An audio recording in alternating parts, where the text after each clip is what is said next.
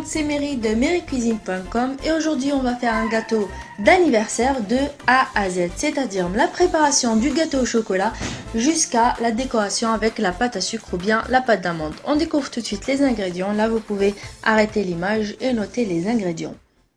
Pour le gâteau au chocolat, on commence par faire blanchir le beurre avec le sucre. Pour le beurre, c'est très important, il faut qu'il soit ramolli. Donc il faut penser à le faire sortir en frigidaire un peu plus tôt ou sinon 30 secondes au micro-ondes et le tour est joué. On mélange avec le batteur jusqu'à ce que la préparation soit crémeuse.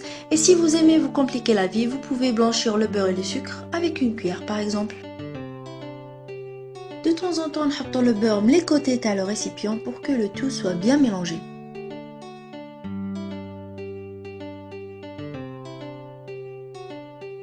Là, on ajoute un œuf à chaque fois et on mélange après chaque œuf. C'est-à-dire, on met le premier, on mélange bien avec le batteur jusqu'à ce que la préparation soit homogène où l'œuf est bien avec le beurre. Et à ce moment-là, on peut incorporer le deuxième et on fait pareil pour les deux autres.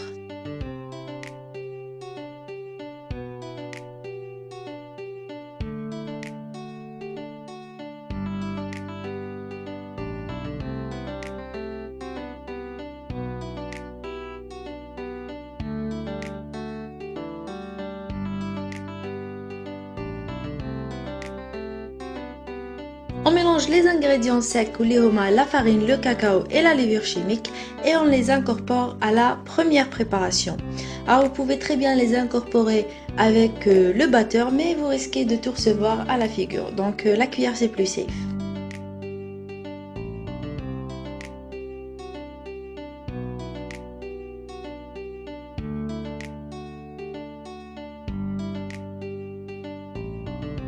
Le mélange est fait, on obtient une pâte qui ressemble un peu à de la ganache au chocolat. On la verse directement dans un moule de 18 cm de diamètre. Il contient bien sûr du papier sulfurisé, les côtés, partout.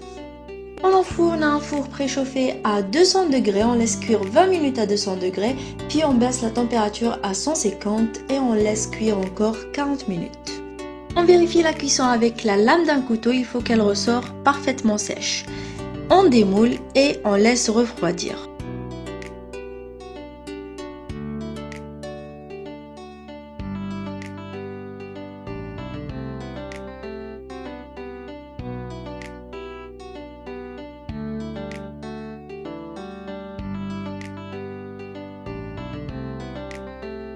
Pour la ganache au chocolat, on met notre crème à chauffer. Hors du feu, on ajoute le chocolat en une seule fois.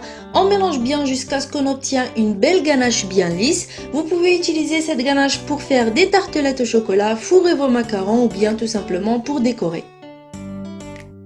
Gâteau بعد ما يكون برد نحلو le chapeau à l'aide d'un couteau pour qu'il soit bien plat et après on le coupe en deux.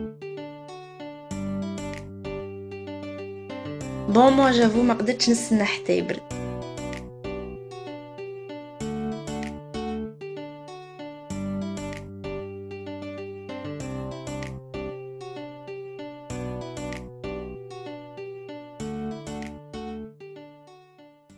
Ma ganache a eu le temps de prendre au réfrigérateur. Maintenant, je peux l'utiliser pour fourrer mon gâteau. Donc, je mets une couche bien généreuse de ganache au chocolat sur la première partie du gâteau.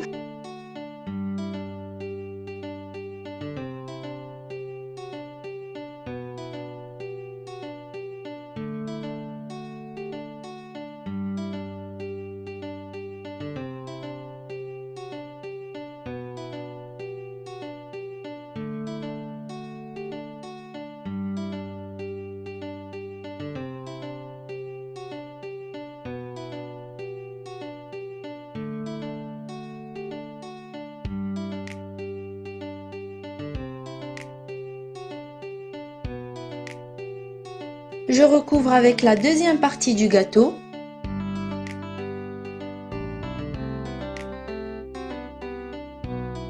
À l'aide d'une spatule, je couvre tout le gâteau avec la ganache. Et oui, on est des gourmands dans marycuisine.com et je le laisse prendre au réfrigérateur.